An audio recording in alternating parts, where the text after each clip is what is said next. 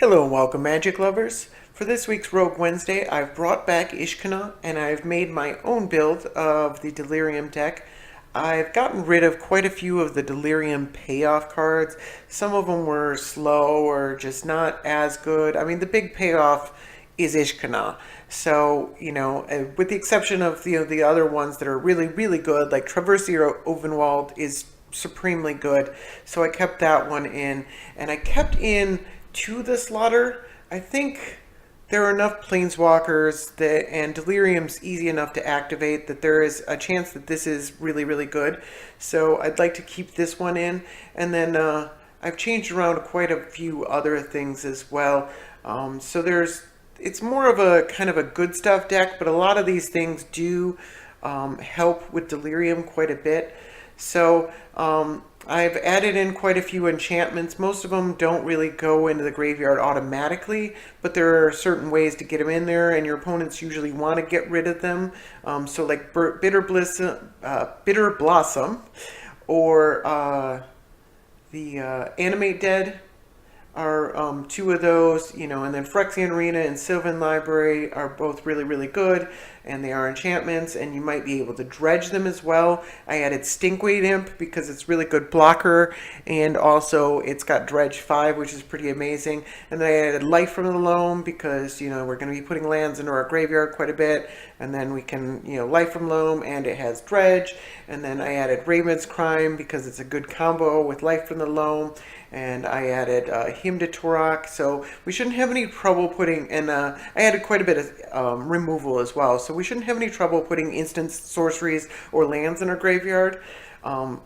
Sometimes as early as turn 2, you can turn 1, a discard spell, and then turn 2, removal spell with a fetch land. If you've got Delirium 3 already, you just have to figure out how to put the 4th card type in your graveyard at that point.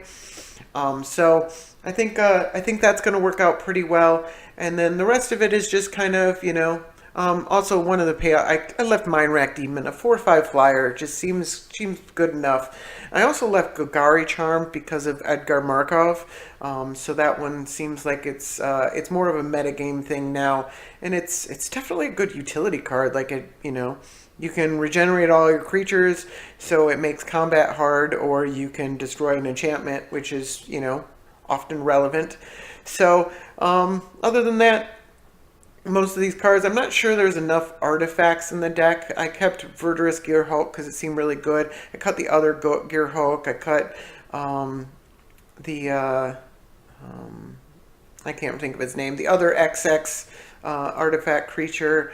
I left in the Signet. I cut a couple of mana rocks. We're not really looking to be a mana ramp deck, more of a control-y deck, so slow mana works fine, but I definitely wanted Signet, and I added Deathrite Shaman. It's kind of an anti-synergy, but a lot of times you're going to be looking at your opponent's graveyard, not your own, and, or you have enough lands in your graveyard that it doesn't really matter that you're taking one of them.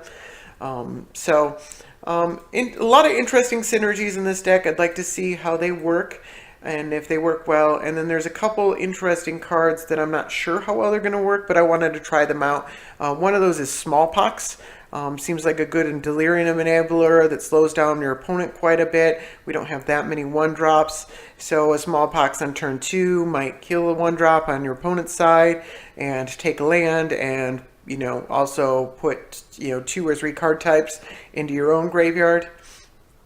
So I want to try that out. And the other one I wanted to try out was Driven to Despair. Let me make that bigger. So this one is until each turn, creatures you control gain trample, and whenever this creature deals combat damage to a player, draw a card. And then you can aftermath it until the end of turn. Creatures you control gain menace, and whenever this creature deals combat damage to a player, that player discards a card. So what I'm looking to do is, with all these snake tokens, or the spider tokens, and also, like all the other creatures in the deck, give them, you want to use both sides at the same time. And so I want to, give everything menace, do a bunch of damage to my player, draw a bunch of cards, and force my opponent to discard their hands. I don't know if that's going to work the way I drew it up. And there's probably, it's probably going to rot in my hand a couple of times, and that means it's probably not good enough. But I've been wanting to see this card for a while. It seems really good in the right deck. I don't know if this is the right deck, but I want to try it out. It seems like it's an awesome card for 4 mana.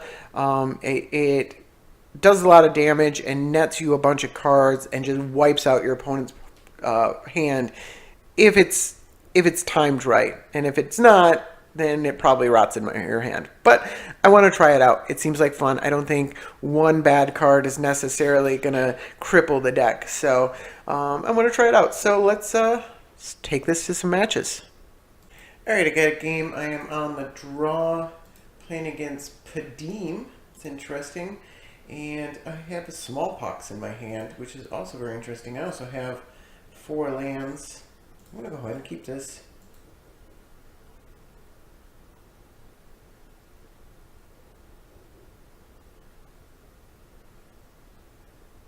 Should have a way to get back the lands that I get rid of. Start with, oh geez, yeah, that's a lot of lands. So I'm definitely going to smallpox even if my opponent doesn't play a creature.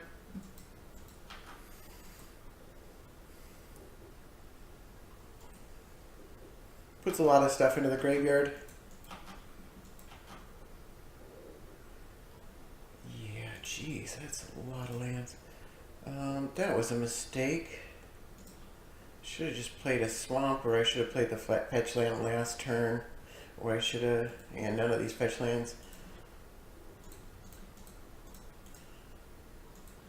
Let's discard a forest. And a land. It's only 2 card types in the graveyard, but opponent didn't do anything last turn. Not likely they'll do anything this turn. Slowed them down. I gotta do this Satyr Wayfinder, which is another land. Should put a decent number of card types. I got Sylvan Library in my graveyard. Hopefully I can get that back somewhere. There's a lot of ways to get it back.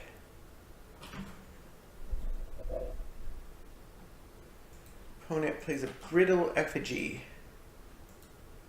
Interesting.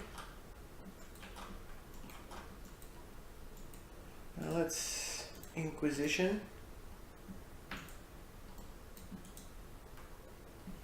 Sculpting Steel, Archmage, Clock of Omens. Alright, let's take the Sculpting Steel. Don't have a lot else going on.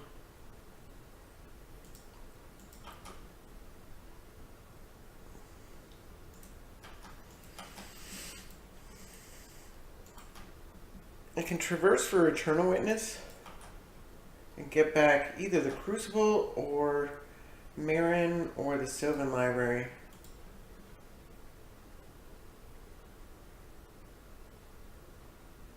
Opponent probably playing Padeem. That makes sense. So they're going to get a draw a card at the beginning of each of their upkeeps. I could possibly, I don't know.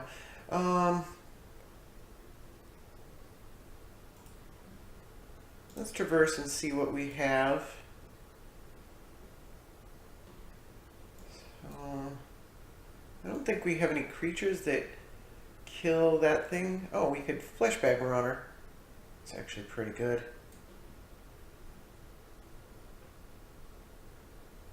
I mean, it's not great. I'd rather have an Eternal Witness, but letting them draw a card every turn is a pretty big deal.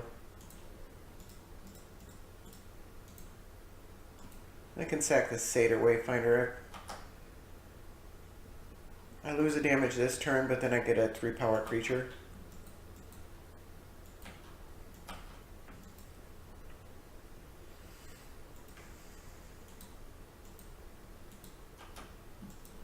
Alright, when you ever cast an artifact spell, draw a card. Interesting.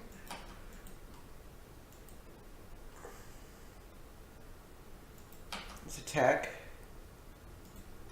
And probably play Ishkanah.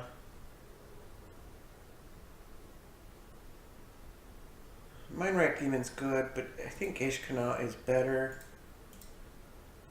Don't think I have any reason to believe my opponent. Yeah, they have a Clock of Omens. That's the last card in their hand.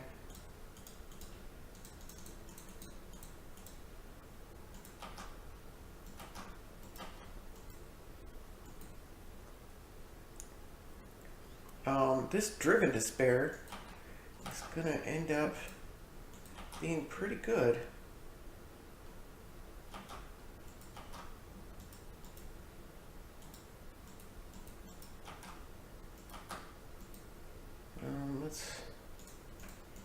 I'm not going to play a land.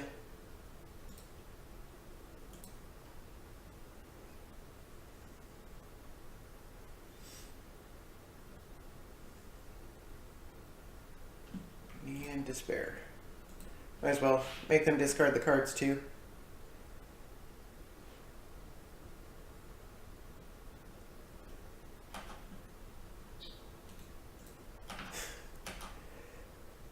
I mean, Smallpox wasn't great, but seeing Driven Despair do this is pretty darn fantastic. That doesn't... The extra blocker doesn't really do anything. You could have blocked a 0-1. So you lose your hand. I draw a ton of cards.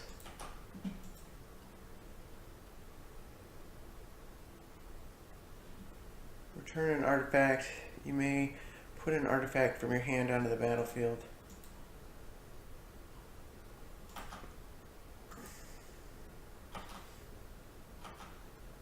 I could kill this thing or I could kill this thing. Which one am I more worried about?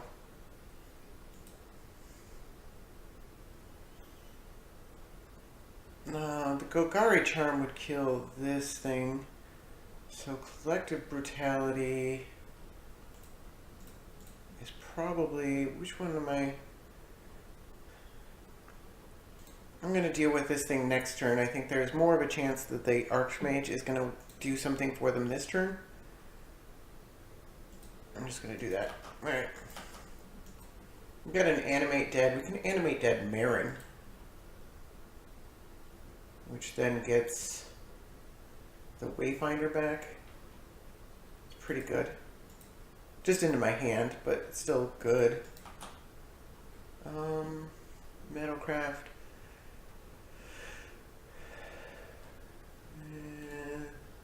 Let's do that, and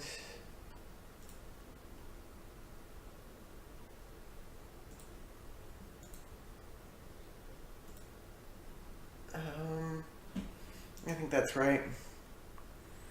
It's close. Alright, they took Island Tezzeret. Oh no, they didn't take Island Tezzeret, which is good. I didn't want them to take Tezzeret.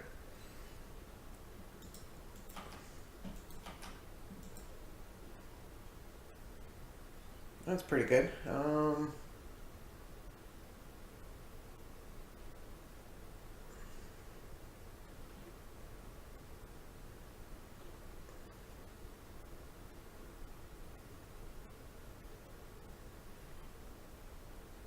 They took Spine though, and they have this thing.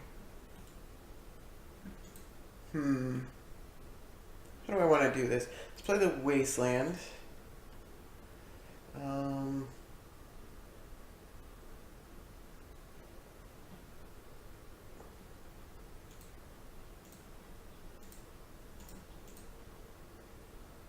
I think I just want to Ballista this thing down. I don't really care about this thing, but I think I want to get rid of this thing. And then I can Animate Dead Marin.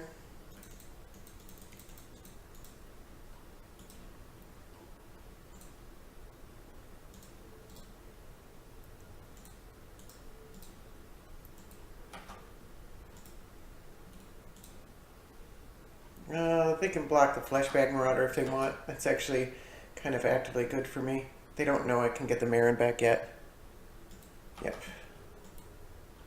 And then let's get back the Marin.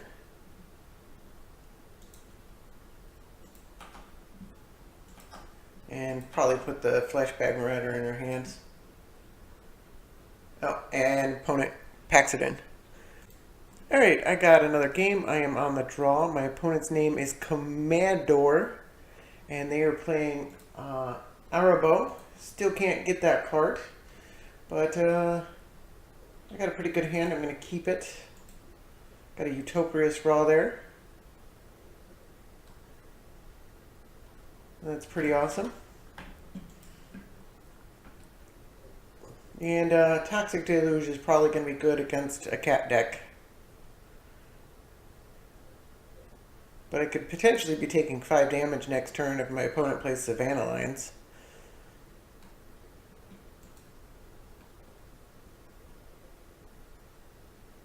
Or Sacred Cat, so 4 damage. It's a lot of damage. I don't think I want to Inquisition. I think I'd rather build up my mana. I'm going to name black here.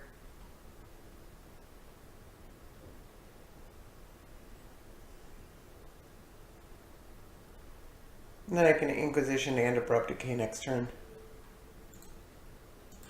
I'm taking 4. Alright, opponent goes to attacks.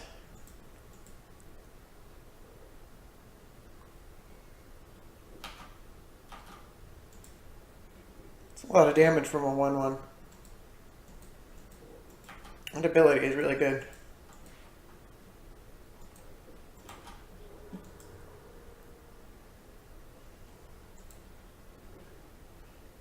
Another cat here. Longtup's Cub. Wow, that one's pretty good.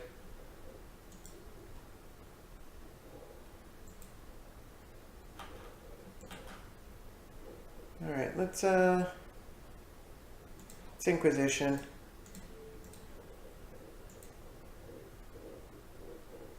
See what else is going on here. Well, that's pretty good. The other card is Armageddon. So we want to Toxic Deluge before they get a chance to Armageddon and make it impossible for us to win.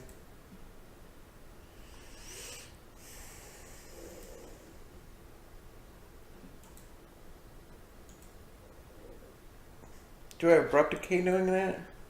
Did we see that last time? We did see that.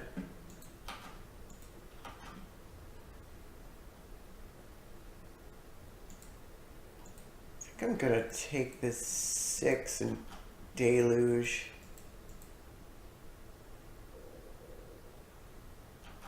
Hold the Abrupt Decay.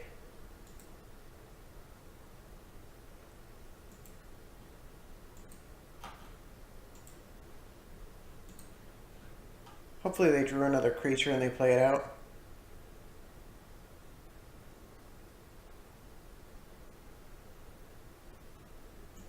Throne. Okay, so I lose 2 more damage. It's a bunch.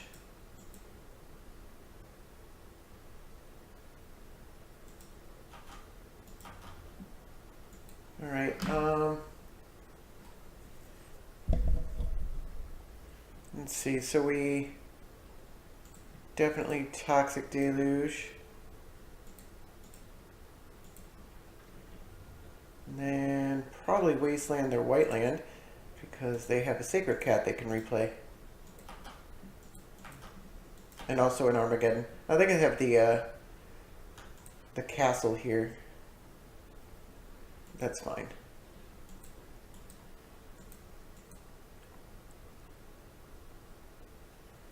Two card types in my graveyard. I got this Traverse here. Worth considering. Alright, they're bombing that, predictably. It's so cute. It's like a mummy cat.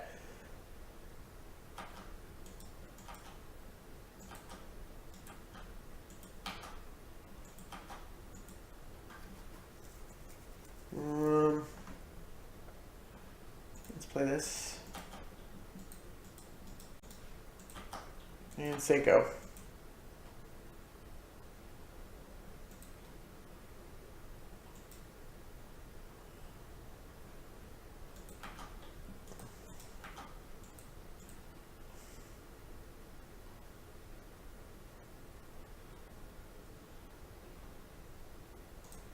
I don't want to take 4 damage.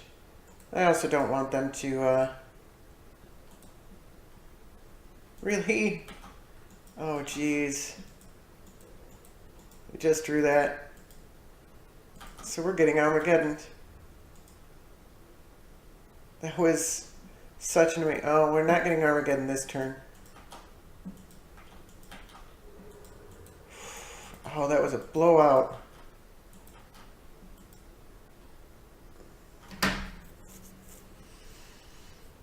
Oh, that's actually a pretty good draw.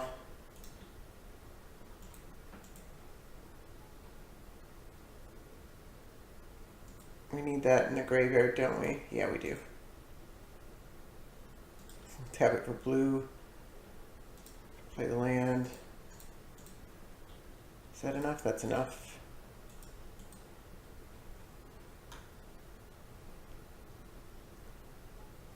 That should protect us from the Armageddon.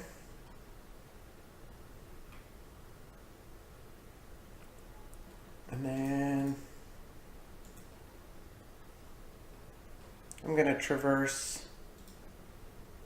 Since it's active now, I don't know what we get. I don't have enough mana to play a Wormcoil engine yet.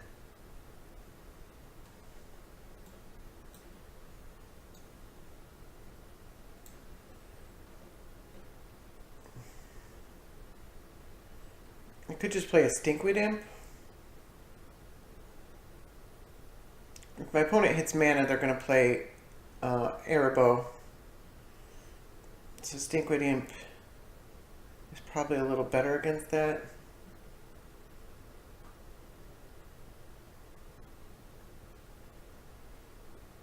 We're not quite at Emrakul yet. I'm going to get that.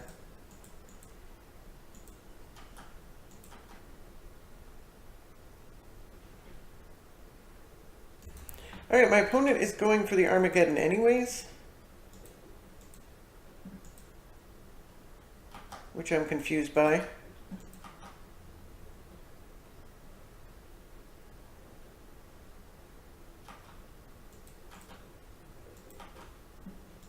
Alright, let's play that. Exile their library, or graveyard. And we can attack with one of these, I think. I don't want to lose to a swords or something like that. We'll just attack with one.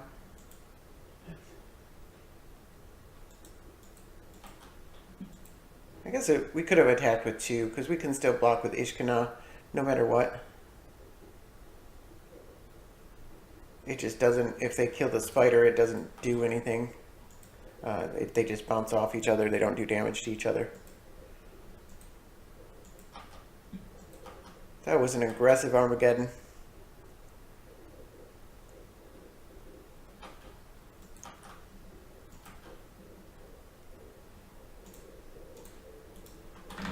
Pick apart their hand. Let's take this Oust. Don't really care about the Winter Orb. It's a lot of damage we have to do. My opponent's at 42.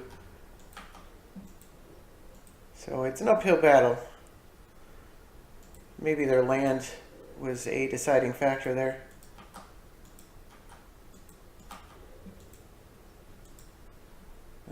We know their card is Winter Orb. Alright. 2 more, I guess.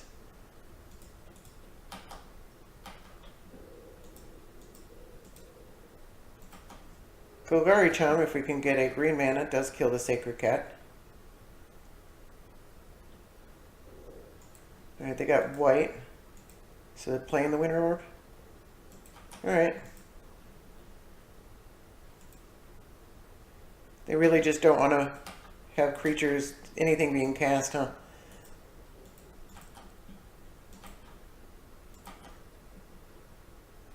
Alright. Not likely I'm going to play that.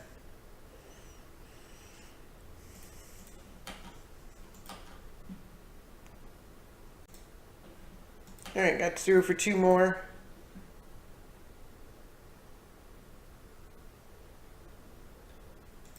want their white open in case they draw swords.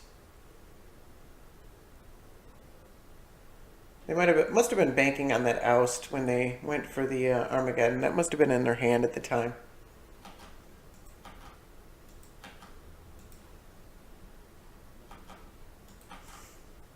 This is going to be drawn out, man.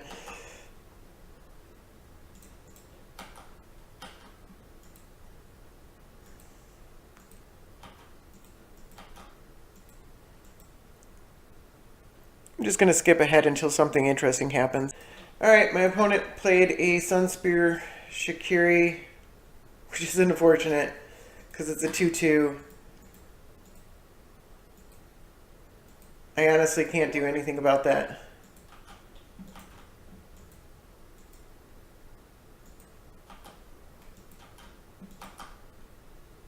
Oh, come on. So now I can't attack anymore either. And if I block it, it's a 5-5. I have to block it. But then I lose my blockers against the Sacred Cat, which if I draw green mana, I can kill with the Golgari Charm. So, not out of this yet. But I have to block. This ability, man, that is... just turns dorks into... amazing creatures. No, I gotta block. I can't... I mean, I could jump. I don't think that's very good. I think I gotta kill it. Yeah, that's enough to kill it. Maybe I should have put the last one on it. I probably should have put the last one on it. Just in case they had a swords. I guess if they swords, they just kill it. Ishkanah, though.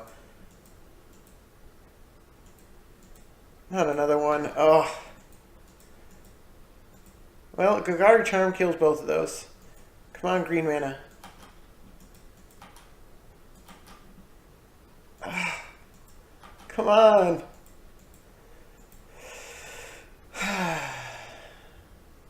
Bless it. I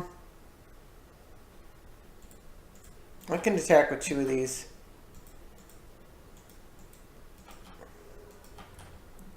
I would be in this game if I had drawn a green mana.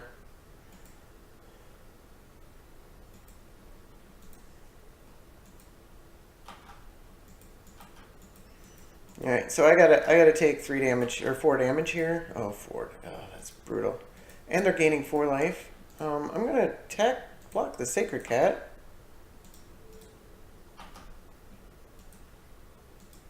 They got a pump spell. Alright. That would have saved them from the Golgari Charm. So it's just as well.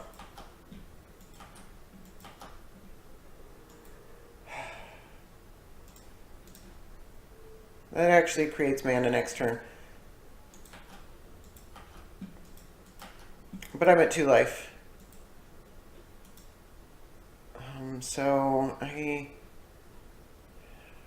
That's a bad way.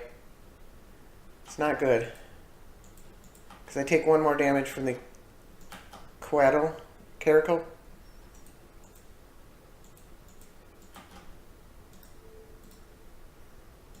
I have to chump.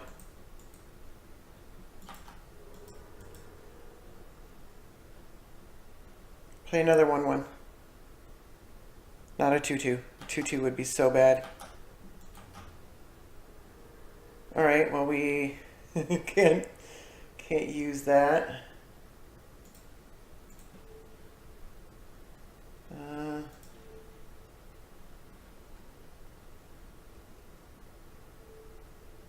Green, black, Golgari Charm.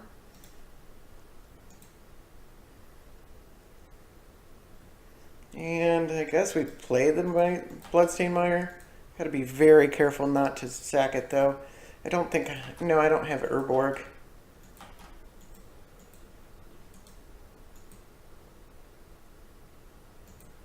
I might gain life though at some point. If my opponent plays Arahbo, I'm pretty much done. Alright. Let's Play the Signet. It's hard for that to be wrong.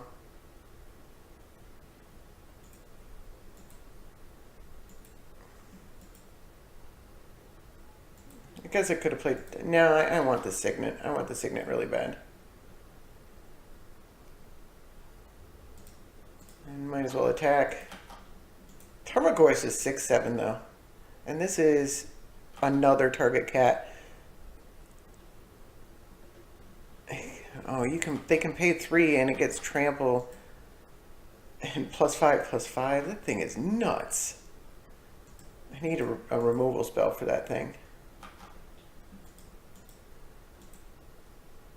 Don't draw land. Don't draw land. Alright, no land. Whew. Man, this is... well, it doesn't really matter.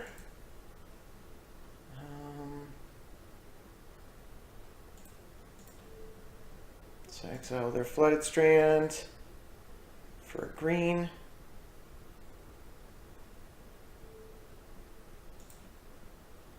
Wild Growth this thing. We could Nyx Weaver, or we can Tarmogoyf. Tarmogoyf's so big. Let's go for Tarmogoyf.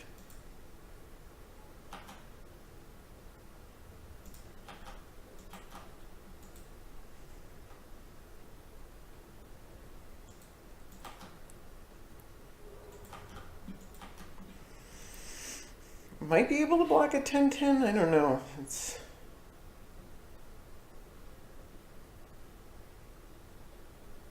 They haven't drawn a land yet.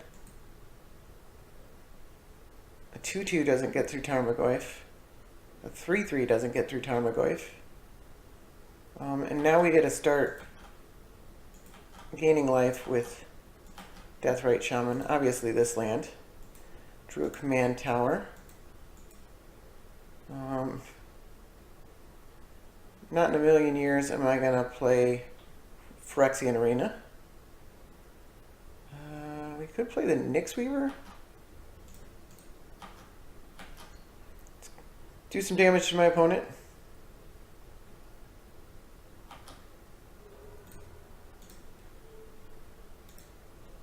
And play the Nyx Weaver. Nyx Weaver seems pretty good. And then we can exile some creatures. Opponent still hasn't drawn a land. Lean and Arbiter. Alright. I don't have enough mana to activate this.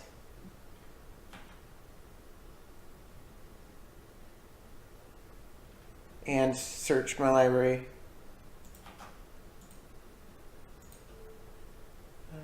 Let's get rid of this thing. It's the biggest one.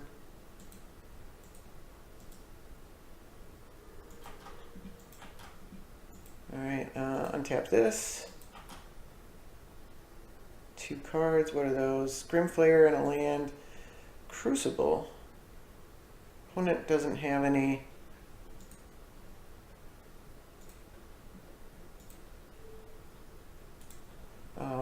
Non-basics.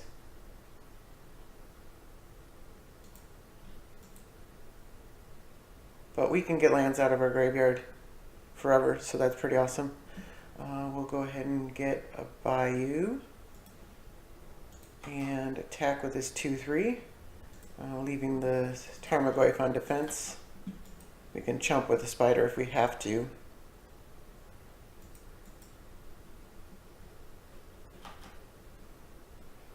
Opponent's just now down below their starting life total. Nobody said this would be easy. Well, there's 5 mana, but they don't have enough because of the Winter Orb. It's all non-basics, though. Oh, it's another cat you control, so it's never a... Are you kidding me?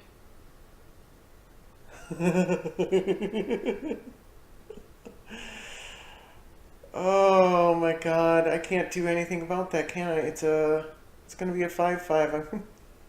What? So close to coming back from this. Alright. It's a good card. Uh,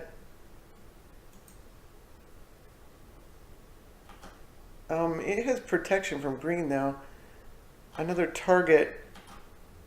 Yep, okay.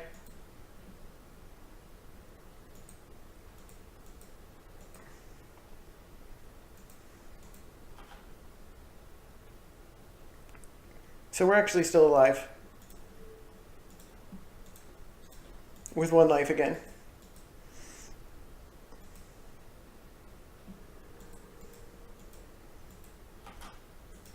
Forgot about the protection from green.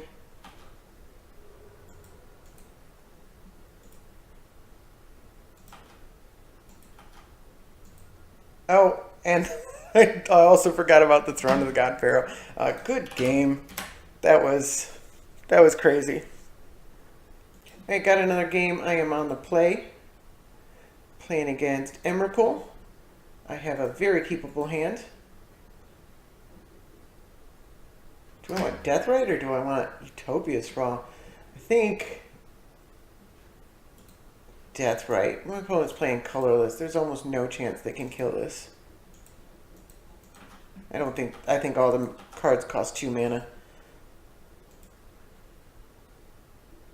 Then I can play the Utopia Sprawl next turn.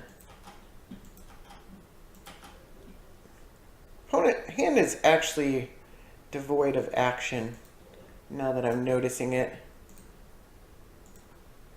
I'm going to name black here and play the Catacombs and attack. I don't know if there's a strong reason to Lotus Petal or to hold it in my hand. Opponent's not playing black. They can't make me discard it. I guess they could, at 4 mana, they can Thought Knot Seer me, but it's a couple mana away.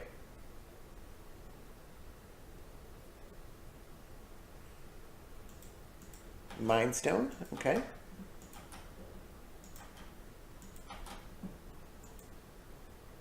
Well, that's pretty good.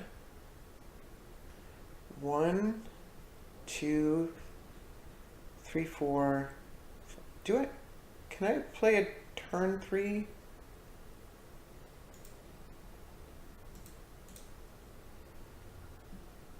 Worm Coil Engine? That's crazy.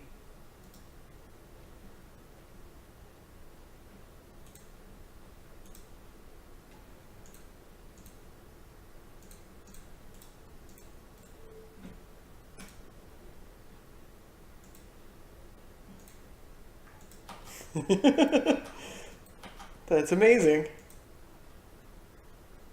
Not even a ramp deck, really.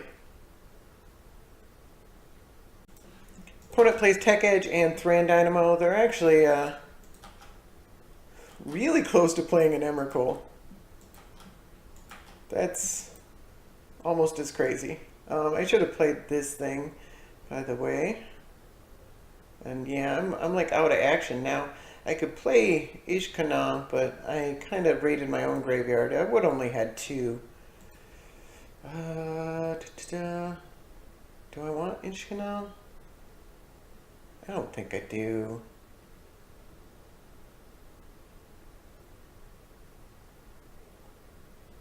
Let's just play the Marsh and attack. And hope my opponent doesn't have some big giant Eldrazi that's going to kill us.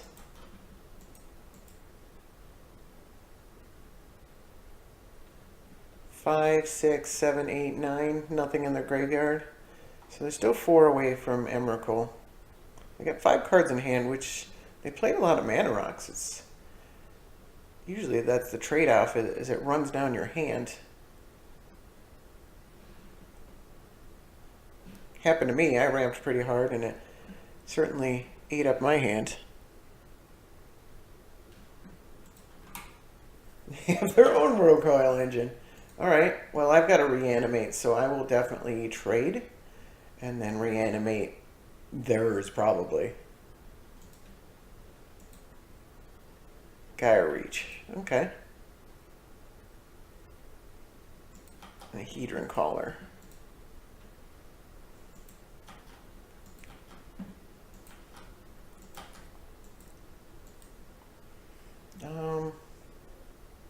I don't know if they really have anything. Let's dress first, just in case They could have the +3, -3, or...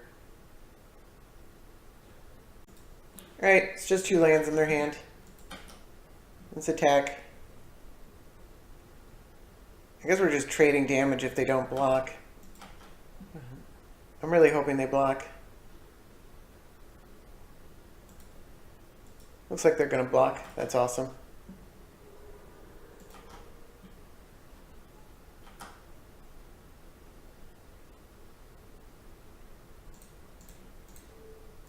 Let's reanimate theirs. I guess they could Homeward Path. They're probably playing that.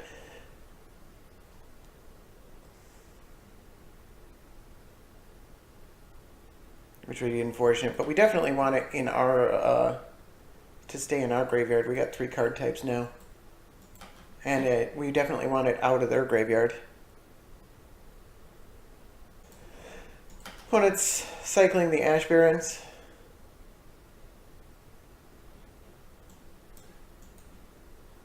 I think I'm gonna take that. I'm worried about this Emrakul. It's getting close.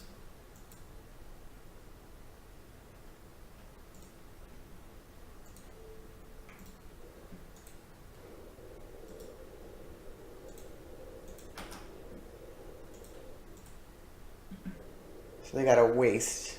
That makes sense. That's all they can get. Oh, I missed that was a Scorched Ruins in their hand. So I think they can play Emrakul now, and I'm pretty screwed. I'm not super screwed. They can run the Worm Coil into the Death Touch, and they can run Deathrite into something. I don't know. I'm pretty screwed because of the 13/13.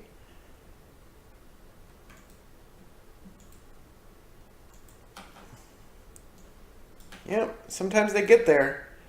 The problem with the Emrakul deck is consistency. But when they get there, the deck is better than most. It's just they have to be able to get there. Dismember. Oh, that's gross.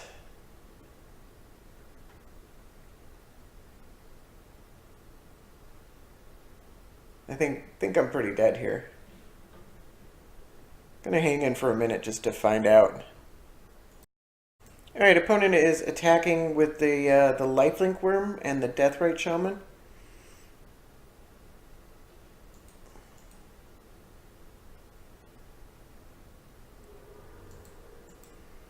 So, that's unfortunate. If they play the Dismember, which I think they will probably Dismember the Worm, that actually activates Delirium.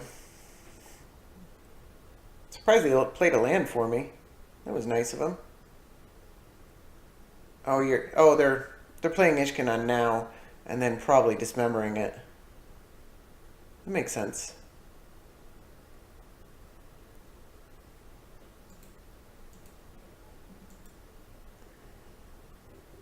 So they had to play the land to do that.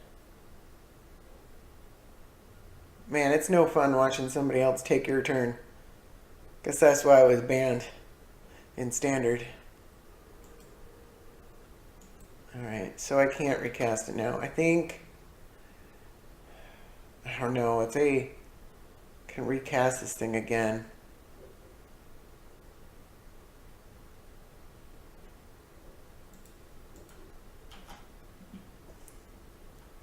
I think I still attack. Oh, they put it in my graveyard too. It can come back, but I'm in a bad way. There's no doubt about that. Yep, those are good blocks, but I didn't have much of a choice.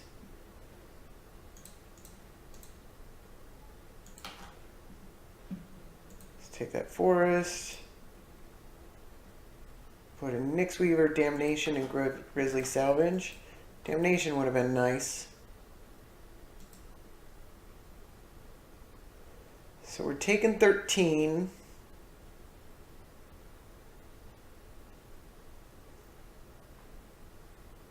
This is big. Dreamstone Heater. Okay, that doesn't worry me that much. It means that they can recast, almost certainly recast the Emrakul though. And a solemn. And that's a shame.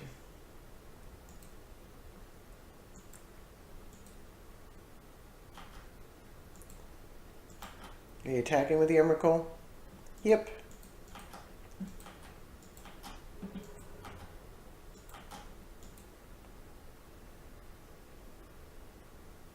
Yeah, I lost my commander. That sucks.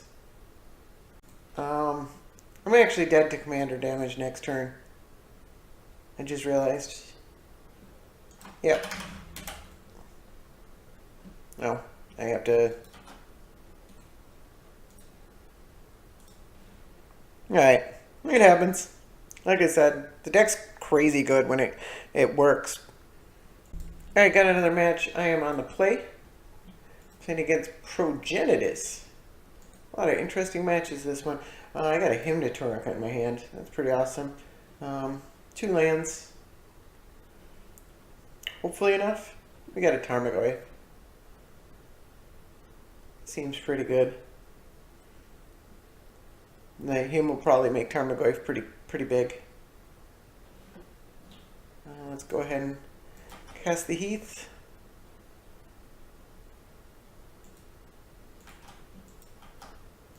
The filtering effect is only 1 land. I'm going to sack this anyways because I do want blue-green from both of my lands. I don't really want to take 2 damage. I guess I can take... Yeah, I'm going to take 2 damage. I don't want to filter a land out of my library just yet. That's not a land. Alright, well, we do have a few turns before that matters.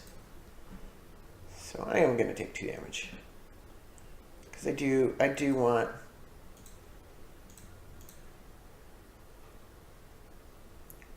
good mana.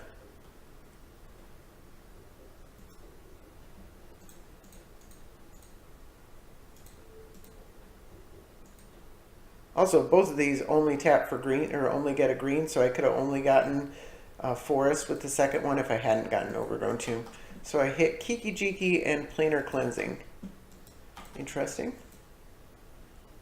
And then sorcery, creature, sorcery. So, yeah, oh, it's a 3-4, I forgot. Magical Mind, you don't need to count.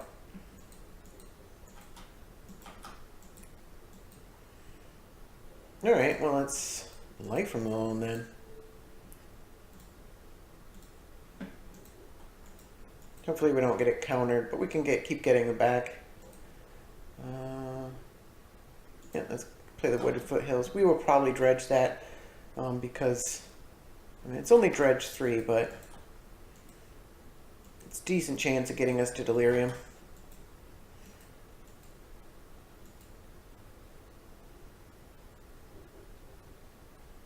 Also, we can cast Tarmogoyf and Life from the Loam.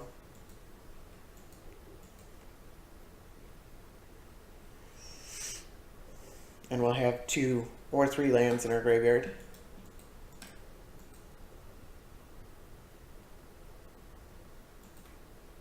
Opponent plays Blood Crypt untapped. Interesting.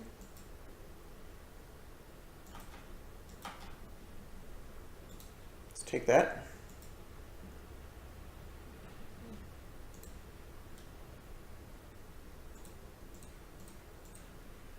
Let's play the Tarmogoyf. It's a giant Tarmogoyf. We are at 4 card types, by the way. We won't be once we grab these lands, but we can just play another fetch land and sack it, and we're good. Or we could dredge.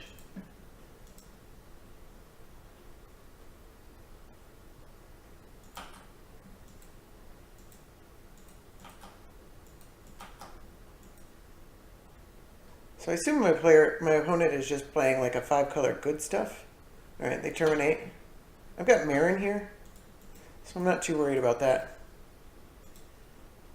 Hopefully my opponent will tap down, so that, yeah, it's not great. I guess we can... Do we want to dredge? We don't need to dredge. Let's draw a card.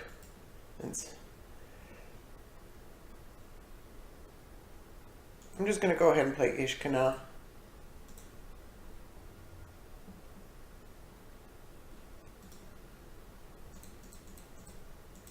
If they counter it, it's no big deal. Hasn't appeared that they've had a counter yet, though. It's hard to play 2 blue mana counters. Alright, so we got our Ishkanah.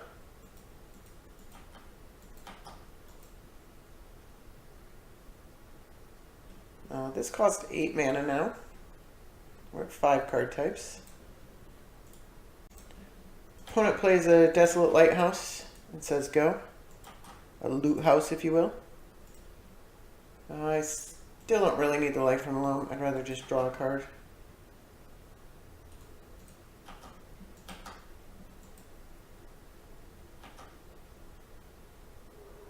Wurmcoil Engine is wrath resistant. Definitely want the swamp. I could. I do want more black mana in play. Let's play the Wurmcoil Engine.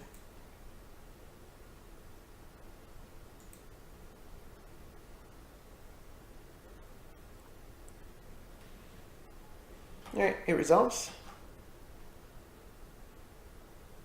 I guess they could kill it and then wrath. I'm not super worried about that. I've got Mirren. If they tap out on their turn, Mirren's should be really good. Opponent's down to 3 cards too.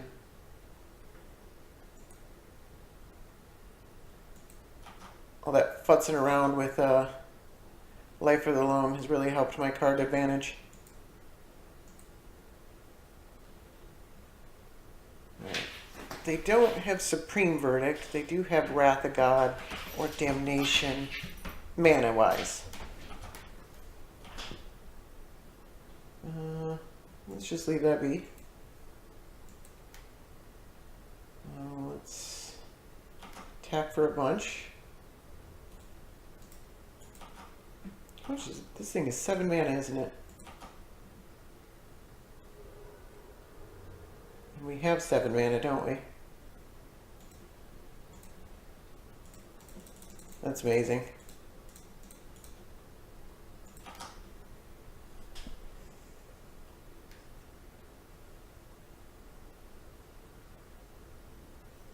Yep. If they had a Wrath or something like that, we could loot it with the Desolate Lighthouse. So. Alright, got another game. I am on the draw. I am playing against Breya. This is probably not keepable. Yeah. It's too risky. Oh, this one looks fine. Inquisition and Tarmogoyf. I can't play the Inquisition right away. I'm still going to keep it. I might mulligan into a black land. I might just keep that black land, especially if it's a fetch land. Makes my Tarmogoyf bigger. Yeah, I want that Inquisition on turn 1. Alright, we got a Rainforest. Inquisition on turn 1 might hit a mana rock, which actually is pretty important.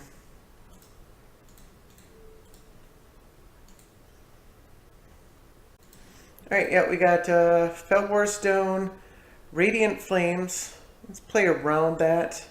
And Snapcaster, which sucks, and Damnation. So yeah, we need to play around a couple of wraths, but I'm definitely taking... My opponent only has 1 other land. Definitely taking the Felwar Stone.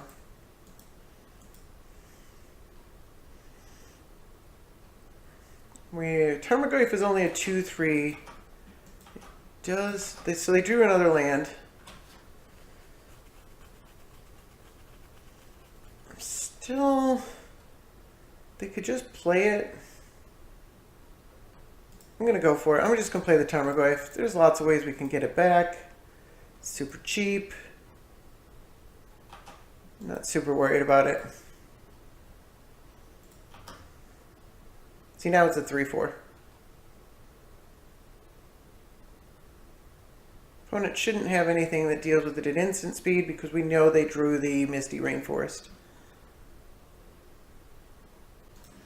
Alright, opponent just plays a Tundra, says go. We don't know if they have another land or not. Probably not going to play this Courser of Crewfix. Yeah, that just plays right into the damnation, which they can't play, actually. Maybe I do play the Corsair Crucifix. They can't Radiant Flames either of them. They're both Breya targets. If my opponent gets another mana, it's gotta be a black mana. Let's attack first.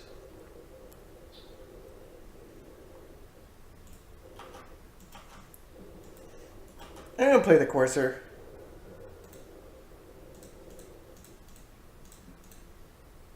Might miss a card or two. If there's a land second on my library. Oh, they hit a counterspell. Okay. That's fine. Tarmogoyf is 6/7 now. Opponent missed a land drop. Awesome. That's what we want. They can't Snapcast counterspell. I'm going to play the Solemn.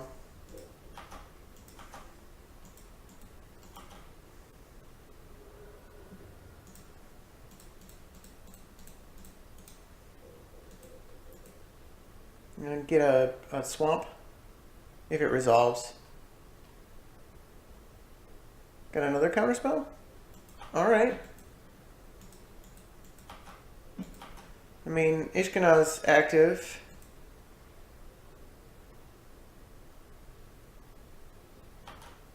I'm gonna miss another land drop. Fellwar Stone really paying off there. I think this is definitely the window to play Ishkanah. My opponent's 2 black from Damnate. Let's attack first. I mean, Liliana's good. Yeah, Liliana's not that good against Breya.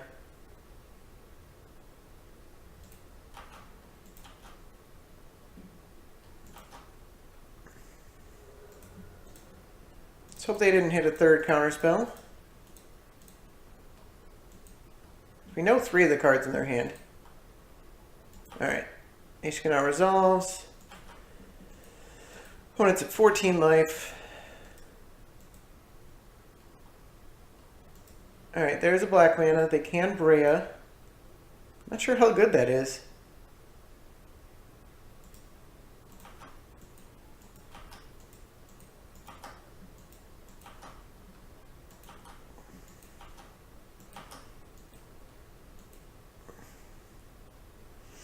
If we salvage, we can't Liliana. I think it's still salvage. We might be able to Liliana. I don't think Liliana's that good right now. Alright, so we're putting a couple things in the graveyard. Makes that a 7/8. That's pretty awesome. I'm going to go ahead and Liliana, just because it gets rid of a token. Makes my opponent's blocks really bad.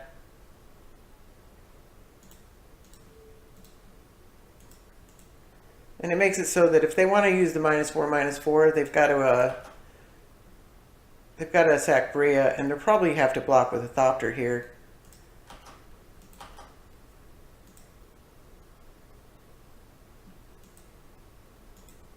Yeah.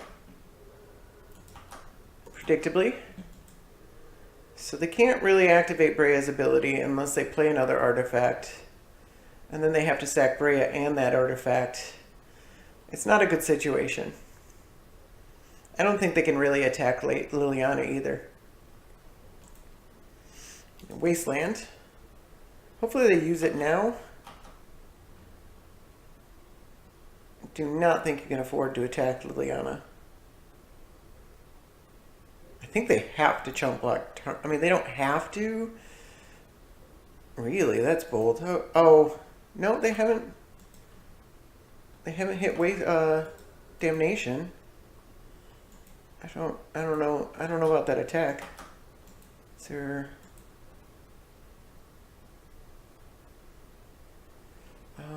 This is 7 mana. We have 6 mana. So I'm not going to play the Hissing Quagmire. I might need to activate this ability.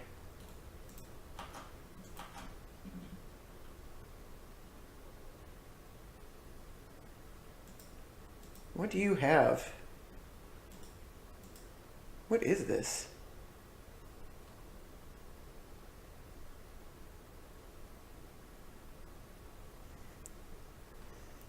Alright, I'm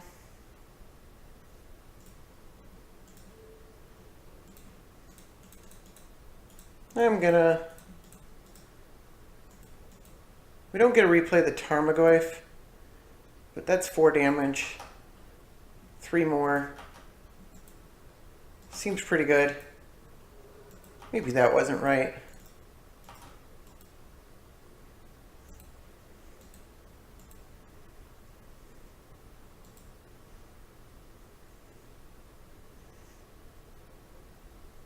If we replay the Ishkanah, my opponent can't let me untap with it. Opponent plays Windswept Heath. That can get a black mana. That's aggressive. Gonna Radiant Flames.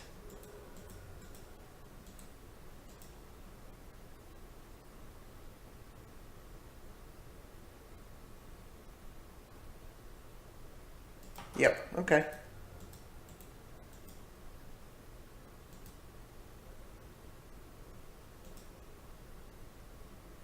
So can't Snapcaster.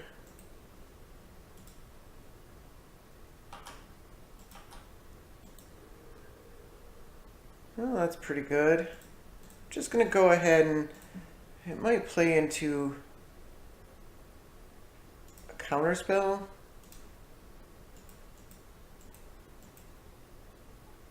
Alright. And then let's play that thing. Opponent has to Wrath. They take 1 damage from the Windswept Heath.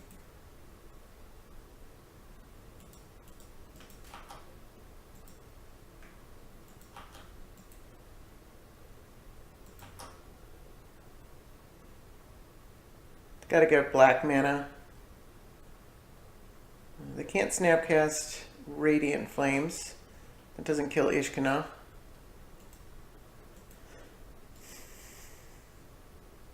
They also have to keep up the Wasteland.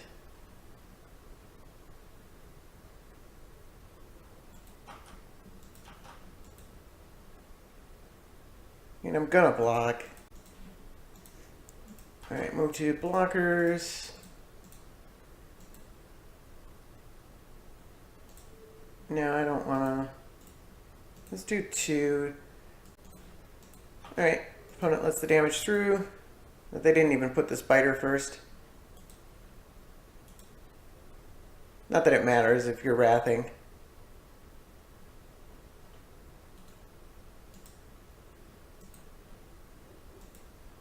Just gonna replay it? You can't replay it. Snapcaster. Oh yeah, now they can Radiant Flames. Oh, that was foolish. I should have just chump blocked with the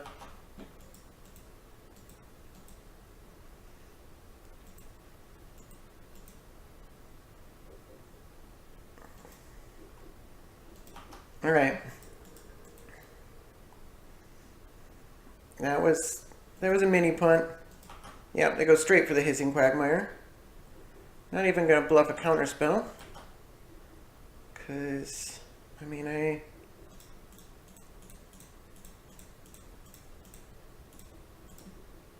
just replay that. It still forces the Wrath. And then I Bajuka Bog them. So now they have Damnation and 1 unknown.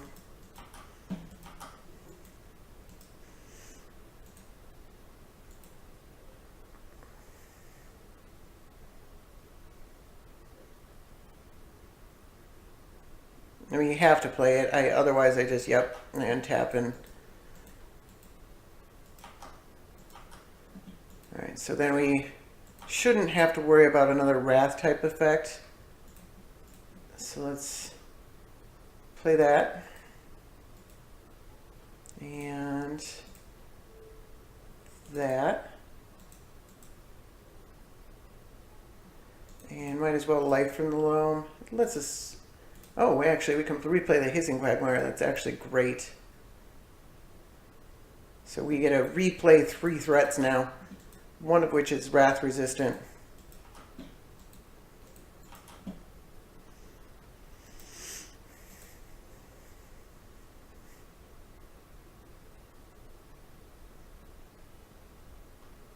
I don't think Breya does it.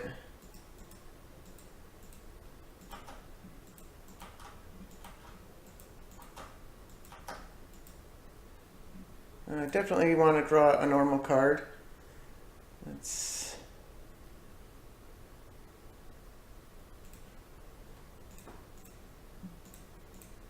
going to activate this. And then I'm going to swing with both of these creatures.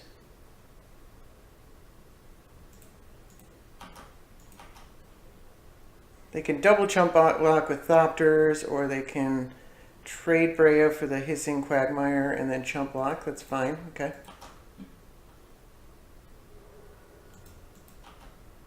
Buying themselves turns, but I don't know.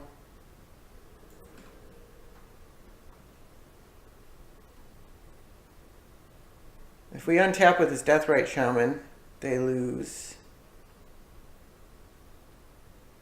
I can also Light from the Loam back the Hissing Quagmire.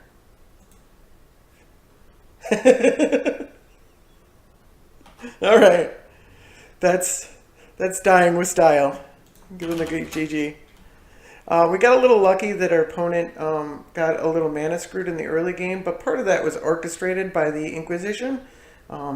Taking the Felwar Stone, that was pretty clutch. All right, got another match. I am on the draw. I'm playing against Melek, Izzet Paragon. This hand is marginally keepable, but I got 2/2 that are pretty good. I'm going to keep it. So those who aren't familiar, Melek lets you, it's 6 mana for a 2/4. You play with the top card of your library revealed, and you can cast the top card of your library if it's an instant or a sorceress. Instant or sorcery, and if you do cast it from the top of your library, you copy it and you may choose new targets. So generally pretty slow for Commander 1v1, but it's an interesting card nonetheless, and if you can get it working, it's quite good. All right, so let's play this bauble.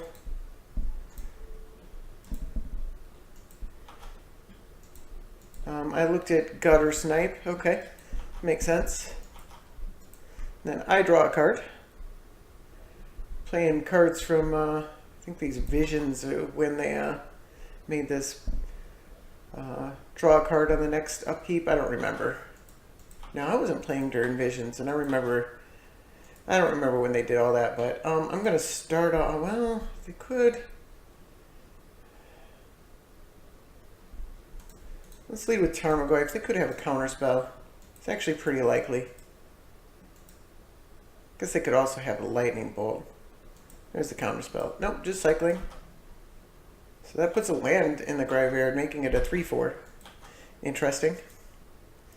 Maybe they were looking for a Force of Will or something like that. Oh, and they get a Temporal Mastery. So they get to explore.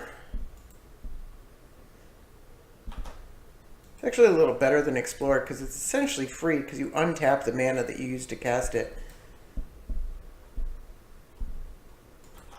And, you know, if you play a tap land, you could untap that as well. So they go up to 4 mana. Hopefully we draw a land. I had a lot of draws into a land. You'd think I would have drawn it by now. Alright, so they play Primal Amulet. Excellent card.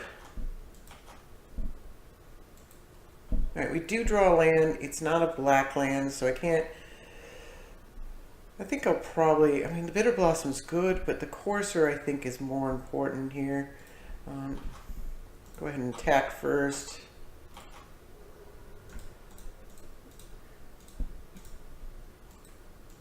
Alright. We're drawing a land next turn no matter what, so even if they kill the Courser, sometimes if you give them that information, they can kill the Courser or the Oracle, and they know that you're not drawing a land next turn. and it ends up being quite good for them. Alright, they play Serum Visions, do 2 damage to me. This thing, when it has 4 more charge counters, you flip it and it add 1 mana of any color, and when you cast an instant or sorcery with it, you can copy that spell. So, opponent getting pretty dangerous here. Let's play that. I'm going to have to shuffle away the Street Wraith because I really want the Phyrexian Arena. Still haven't played this Bitter Blossom, which is a shame. I mean, it's a good card. It's better early. Vraska's pretty good. And maybe you should have left the Wasteland open. Alright, opponent can't play Izzet yet. Melek. It's not Melek, it's... Holy cow. See Beyond. Draw 2 cards and shuffle a card from your hand in your library. Alright, and they could do 2 to me.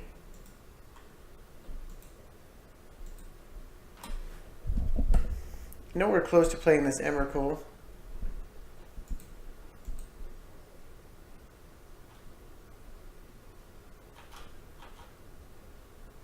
We take 2 because we attacked, but we're still winning the damage race.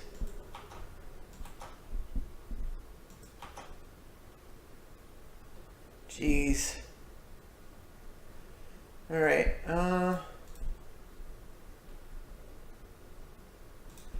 we don't get to do anything about... We can't play the Vraska because we missed a land drop. I kind of want this Reclamation Sage, but not sacking the Sakura Tribe Elder seems foolish. Opponent can play Melek, and probably, if there's an instant or sorcerer on their library, they can cast it, like, immediately. Alright, Signet. Can still cast Melek.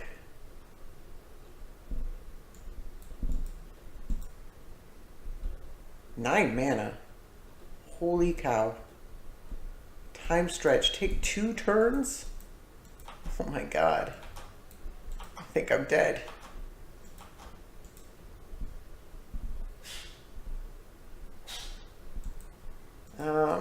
I'm gonna block this turn. Jeez. Time stretch, huh? At least they didn't copy it. Probably gonna copy something else. There's Melek, I assume. Alright, is it Charm?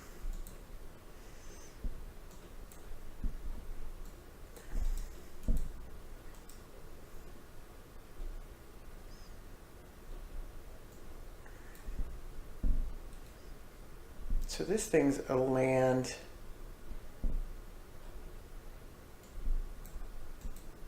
If they, okay, so 2 damage to the Courser.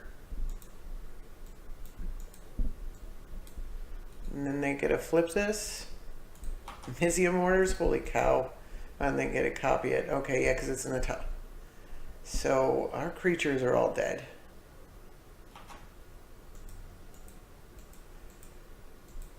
It is my creatures.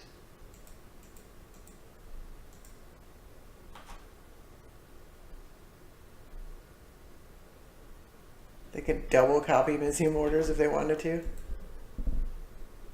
Tarmogoyf is 6/7 at least.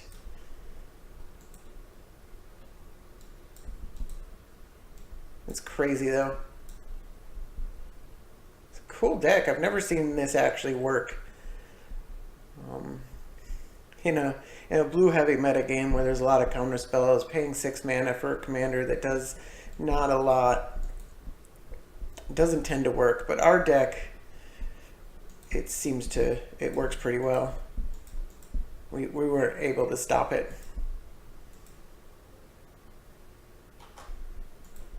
Alright, so Tarmogoyf's dead. We have 4 card types. Oh, Ah! Oh, I don't think it would matter, but I didn't notice that copy was there.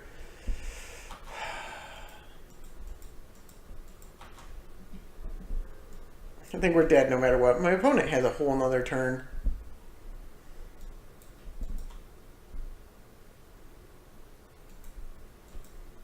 Yep. I'm conceding. I'm never gonna get a turn again.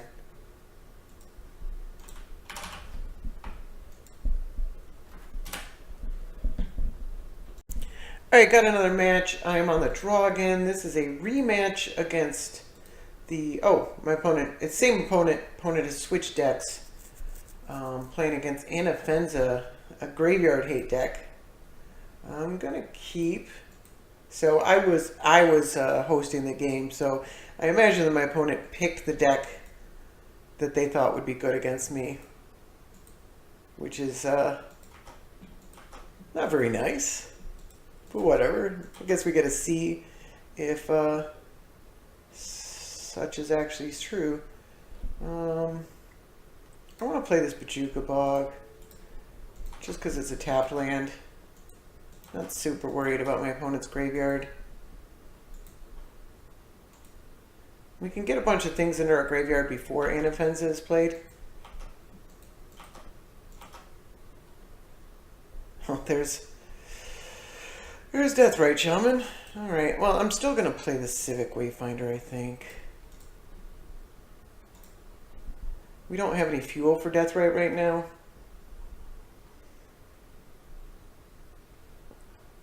Opponent's cracks their vessel.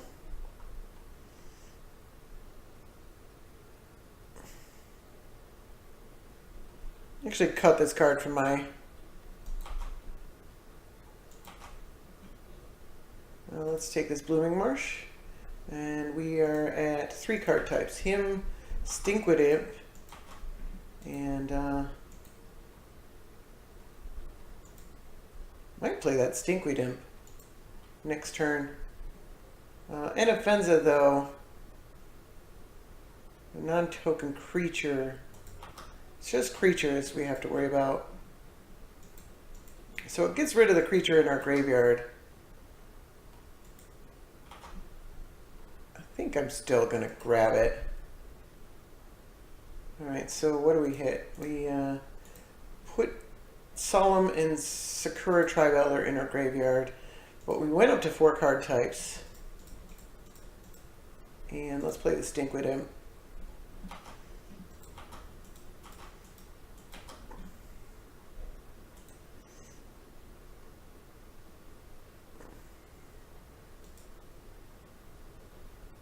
Opponent has a land in their graveyard.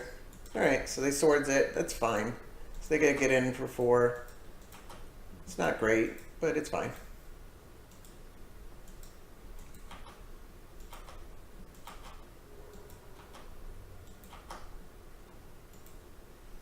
Alright, well that's pretty good.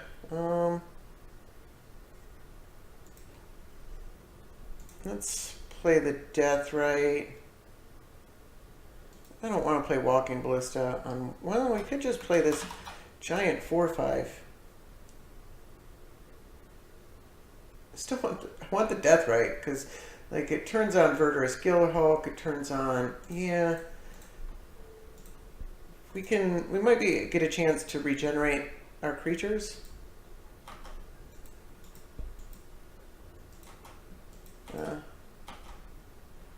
I might block. I don't know. I probably should have attacked. I might block. No. Depends if my opponent had tried to attack before, or tried to do a kill spell on Deathrite before combat. Then I might have regenerated all creatures. And then I would have been able to block freely. They are painful truthing.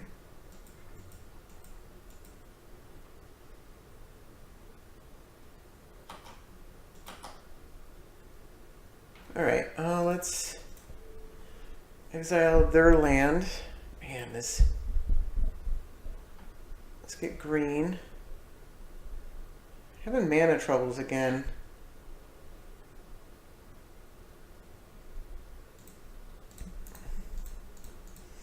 I think I want the Verdurous Gearhulk. I could just destroy Anafenza.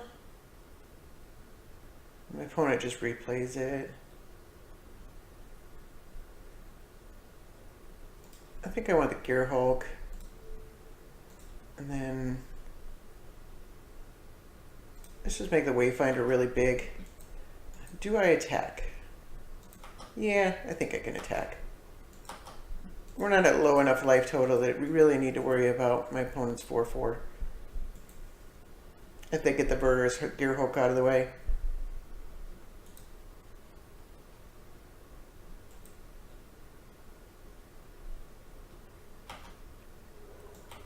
I will almost certainly block Anafenza with the Verdurous Gearhulk, though. My opponent does have a Stirring Wildwood. Didn't really notice that. Important thing to note, though.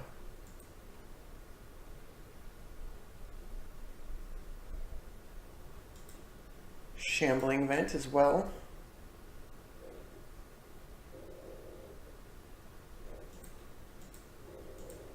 Destroy all creatures. Okay. It's unfortunate, but it's not the end of the world by any stretch of the imagination. Should we duress them? Yeah. It's a shame we're missing a land again. Target player discards X cards at random or Consul's Judgment. They can make us discard 4 cards. Or they can just... I think I'd rather have my Sylvan Library, honestly.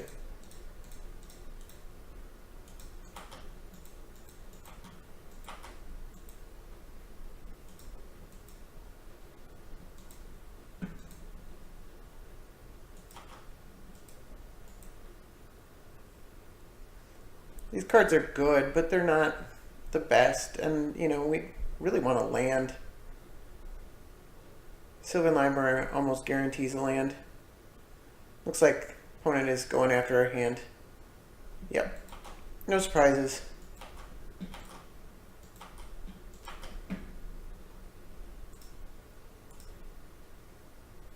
What? How? I'm going to keep all these, obviously. I kind of have to. And then I'm going to...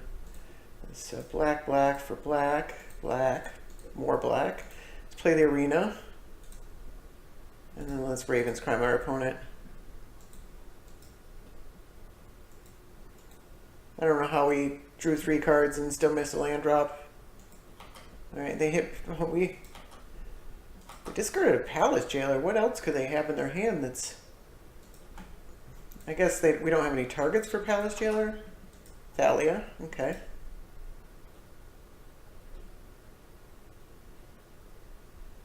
Opponent can come after us with a Stirring Wildwood or something. No, looks like they're probably casting Baneslayer Angel. Jeez. Alright, well I guess that's what they have that's better than what we have.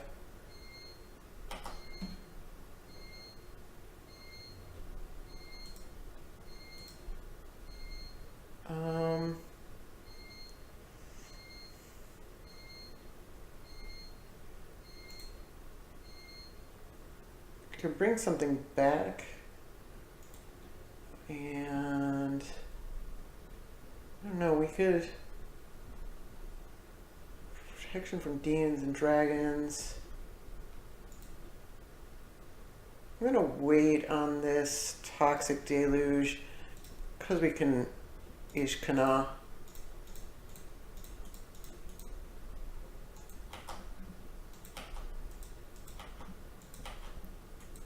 Our life total's not doing great. And we're losing a life every turn, and we can't really afford to Sylvan Library anymore.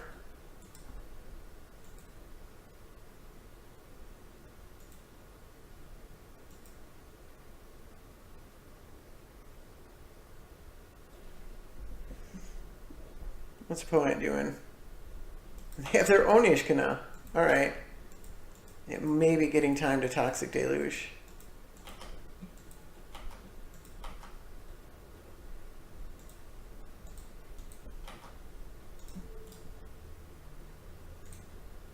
It's just... Forgot that thing had first strike. So yeah, it can just kill Ishkanah. We'll just jump block.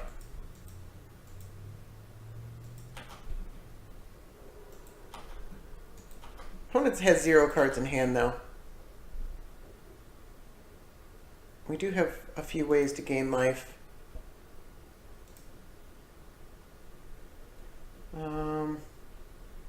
We could just Wrath with this Dark Petition. It wouldn't take damage. Except it costs 6 and then it only gives... No, not with Thalia we can't. But we'll hold on to that. Well, we have to shuffle 2 cards because we need this Verdant... I guess we could wait on the Verdant Catacombs. We don't have to sack it this turn. So let's put those on top.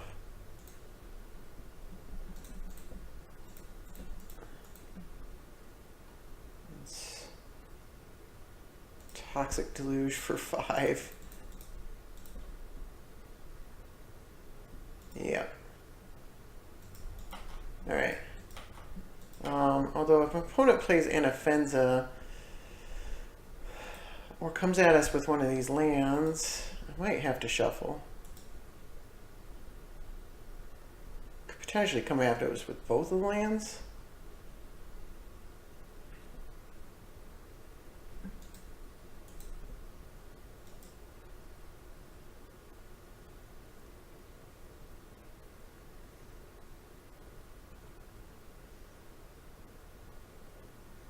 I think it's more mana efficient to go for Throat and Anafenza if they play it, or if they just go for...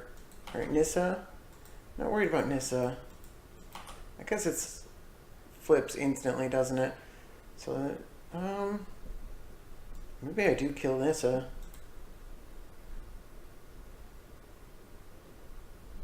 They have a forest in their hand. Yeah, I think I kill Nissa. It's unfortunate. Doing a lot of damage to myself here.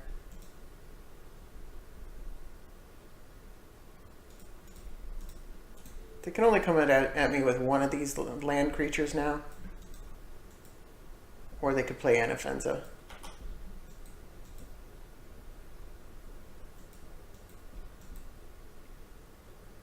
We get a 3/3. Alright, there's land. So we take 3 more.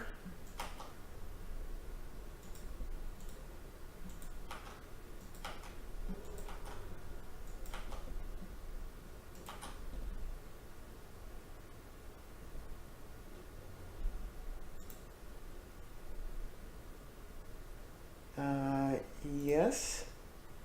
And then let's put back... No, we can't even pay life. Not that I would.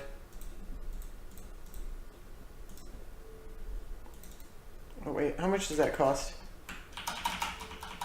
It costs 6, doesn't it? I thought it cost 7. So we might as well play the Narwhal Dryad as well.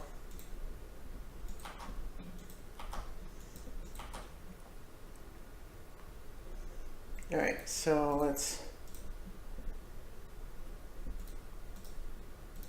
activate both of these.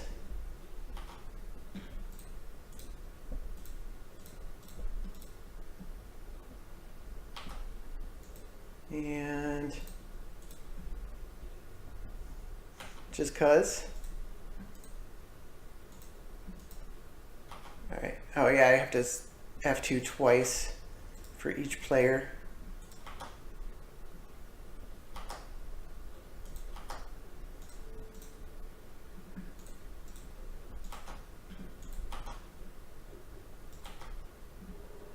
Alright, got rid of those land creatures at least. We're still at 2 life with the Phyrexian Arena in play. But, I mean, this is a 2-turn clock. Or with 3 life with a... They play an Anafenza? Or do they draw something? Alright, Anafenza.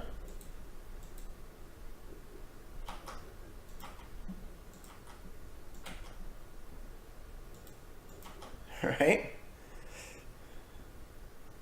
Might need to kill my own arena if I can. Definitely not playing that. Definitely not playing that.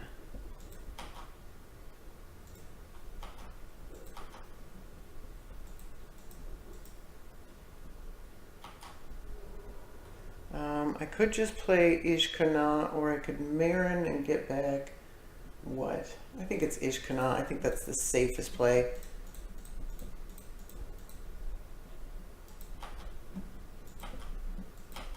I should have played the Wild Growth. It was free. Opponent's dead if they didn't draw anything. If they did draw something, we're dead in 2 turns. It's very close.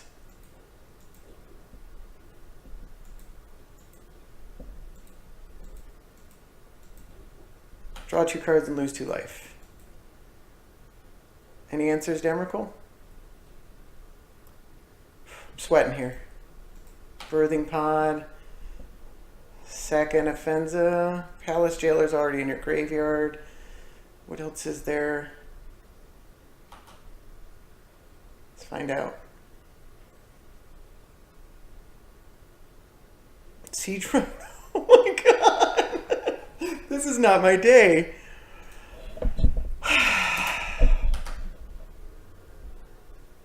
Oh my god.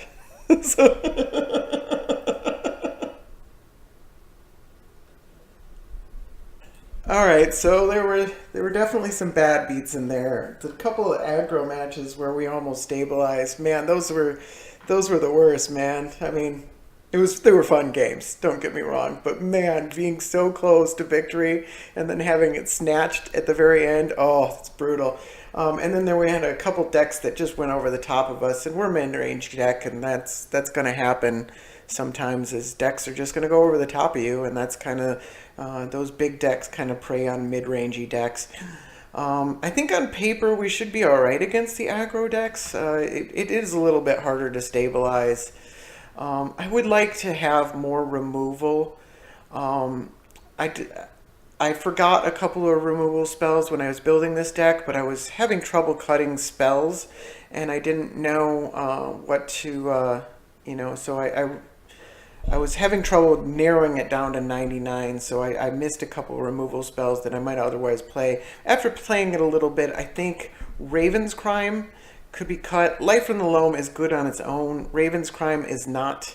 Life of the Loam we saw a couple times without Raven's Crime. It's still an awesome card. Raven's Crime, not so much. And then Wonking Ballista could probably get the axe. I mean, it's a shame to cut another artifact, but I think it's a worse removal spell than a lot of, like Hero's Downfall or Ulcerate or, something like that. Smother, any of those removal spells would probably be better than Walking Ballista. So I think those are the changes I'd probably make. The record was worse than the Ishkanah deck that I played previously. That one was 4-3. This one was 3-4.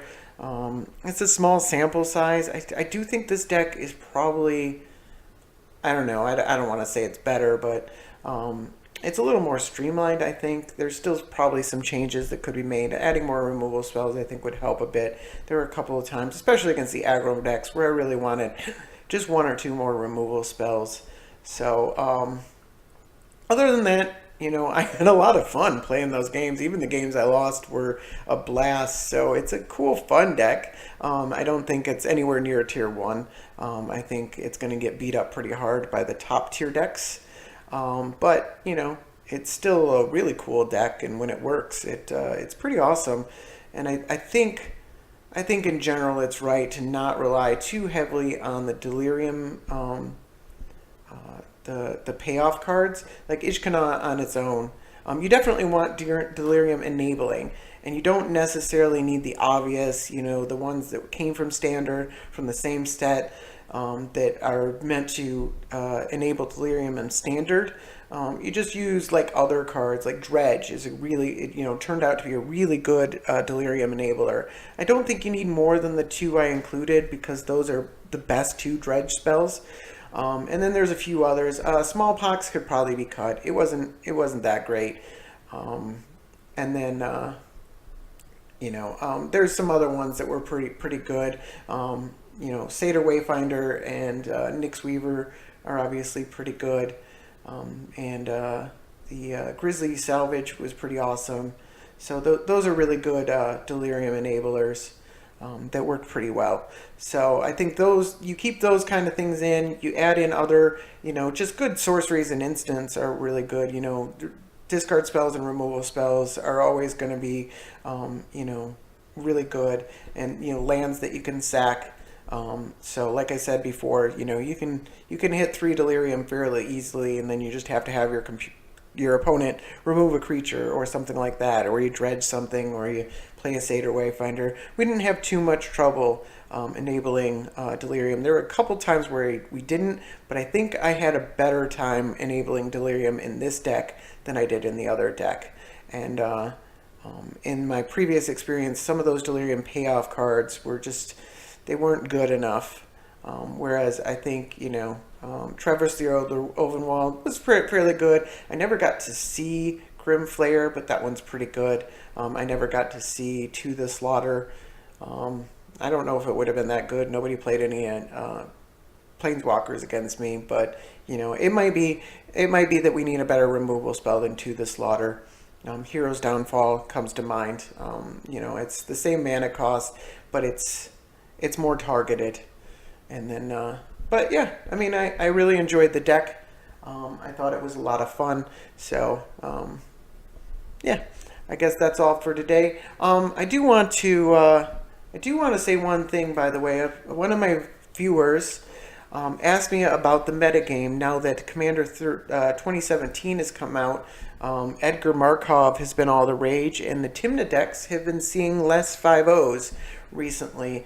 And initially, Edgar Markov decks were really, really doing well in the 5-0 rankings, and they seem to have tapered off. It seems like people have found an answer to the Edgar Markov deck, but it's kind of cool, I think, that now we have I'm going to play Edgar Markov. I don't particularly like that deck. Playing against it is pretty brutal.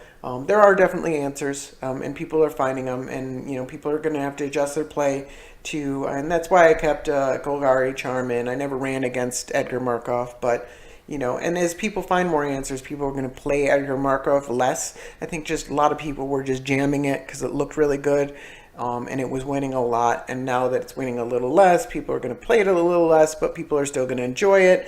And so, I think it helps stabilize the metagame. Hopefully it doesn't become dominant and we're just replacing one dominant deck with another.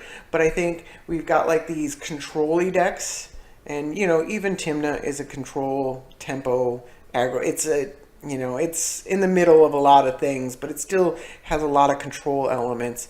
And we got an aggro deck that can actually kind of put those kind of decks in check. Like Breya is probably going to have a world of trouble against Edgar Markov because Breya is a slower deck, and just doing -4 to one creature or blocking with 1/1s, it just doesn't do as much against Edgar Markov. So hopefully having another aggro deck in the format will stabilize that a bit. It might be kind of the same impact that if they had lowered the life total to 20.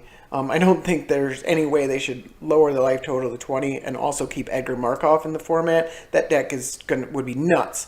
And also Arahbo would probably be pretty nuts in the format if the life totals were 20. Those free damage kind of commanders, you don't even have to play the commander and then you get a ton of damage. Those would be nuts in a 20 life total format. I don't think they haven't banned Arahbo yet in dual commander, but they have banned Edgar Markov because it just dishes out damage so fast that 20 life total, there's and I think they are looking at Arahbo because they mentioned that the commanders that you get free abilities without them even being in play are pretty broken. and they're keeping an eye on those kind of things. So I think it's interesting. I think Edgar Markov is mostly a good thing. I'm not a big fan of those free abilities on commanders. I mean, it just feels it's got to feel bad. It's got some feel bad to it because you're just like you just play a 1/1 and you get another 1/1, and it doesn't feel great to play against those kind of decks because they just get all this free value, and now that you can't tuck commanders or anything like that, it's like there's not really you can't interact with that, and I think that's bad for Magic in general to have these abilities that you can't really interact with. I think it's beatable. Especially in a 30 life total format. I think people are already starting to find answers, are playing more RAS. That's great. And I think the fact that Edgar Markov exists is probably good for the format. But those type of abilities, they don't lend to good, they don't give people a good feeling. And like I said, they can't be interacted with. So I hope they don't print many more of those at all, because people don't generally enjoy those. I don't, I mean, I'm largely indifferent, but I don't. I love Aloro, that ability. I mean, it's hard to beat again. It's hard to play an aggro deck against that because oh my god. But man, as a deck, it's a lot of fun to get that ability, and that's kind of the thing with these free abilities. Is they're fun to play, they're not very fun to play against. So, but it's good to see Tymna decks being put in check, and I can't complain about that. And if they can be kept in check without a banning, that's great. What I would really, really like to see is something a little more. I mean, we have all the vintage cards and stuff like that, but a little more like vintage than modern or standard. Standard you usually get 2 or 3 decks that are good, and that's really all anybody plays. Modern, I guess even modern would be okay. You get like 5 or 6 decks that are good, and a few fringe decks that can win tournaments and stuff like that. And vintage, like just about anything is playable. And I don't have a problem with people playing the same cards over and over and over again. Dark Confidant. You're going to see a lot of Dark Confidant. You're going to see a lot of Phyrexian Arena. There are format staples. And like every black card is going to play probably one of the 2 of those. And, Removal, Fatal Push, Dismember. Those are format staples. Lightning Bolt, Swords to Plowshare. I don't have any problem with seeing those cards over and over again. What I don't like about the format, this is Commander. I like seeing lots and lots of Commanders. I'd like at least 20 Commanders to be viable. At least, tier 2 or above, capable of winning tournaments, seeing a few 5-0s every now and then. That's what I'd like to see, because while you do have format staples, you have decks like Ishkanah that have payoff cards that aren't exactly format staples. Like you don't see a lot of Grim Flayer, but in this deck it's really, really good. And it's those type of interactions that I think make the format more interesting. And so like having, more commanders that are viable makes build around decks a little better. And then you start seeing, you might see 80 cards that are format staples, 40 lands, so the other 40 cards are format staples, and then 20 more cards that are, or 10 more cards even, that are payoff cards for your commander, that work really well with your commander, that are, cool like that. And that's, like, if you got 20 commanders that are viable in the format, then I think that leads to a really, really interesting format, and where it feels like anything is possible. And I think that's what Commander is all about. 1v1 Commander has become a little less all about that, and it's more like Tymna is possible and Breya is possible. And if you want to build around your commander a choice, well, you're going to lose a lot of games, especially at the tournament level, and you're going to lose them to Tymna and Breya. And so I'd like to see a format where, it's a little more diversity of commanders. I don't really care if there's diversity of, the 99, because if there's more diversity of commanders, you will see a little bit. It's not going to be a lot. You're still going to see, you know, Realm-Map Excavator and Crucible Worlds in a lot of decks. And that's fine. And that's right, Shaman is great, and that's fine. But diversity of commanders and definitely diversity of colors. You know, the format shouldn't be 60% blue, for example. So, you know, so that if you want to play your white deck, or, you know, I mean, mono white's probably going to be bad no matter what. But, you know, if you want to play a non-blue deck, you're at a serious disadvantage. So that's what I'd like to see in this format, is 20 or so commanders that are viable. And then by extension, I think more build around commanders will fit into like tier 2.5, tier 3. Still viable, still fun to play. You're not going to be facing the same deck over and over again, so you'll be facing more diverse decks. You're not just going to see Tymna all the time, and then you know, it makes it harder to metagame. You just, instead of metagaming, you just play the deck that you want to play. And I think that's what Commander's about, and I think that's what I'd like to see. And hopefully Edgar Markov will, you know, stall out Tymna. You know, it's fine that we still have 5, 6 tier, you know, top tier decks, but at least having like some, you know, more decks in the tier 1.5. Narset's been coming up a bit. And that one's, you know, pretty uninteractive itself. So I'd like to see some other decks on top of that. Kess has been doing all right. And there's a few others, but I'd like to see more decks in the format that are at least reasonably good. And I think, hopefully, like I said, Edgar Markov can do that. I've rambled, I think, a little bit, but I hope I got my point across of what I'd like to see for the format and what I think about the metagame right now. Time will tell how Edgar Markov and the other commanders from 2017 will shape the metagame, and we'll just have to see. I have a rant, by the way, about their distribution of commander cards. I'm going to save that for my next video. So without further ado, thank you guys for watching. You guys have a good night.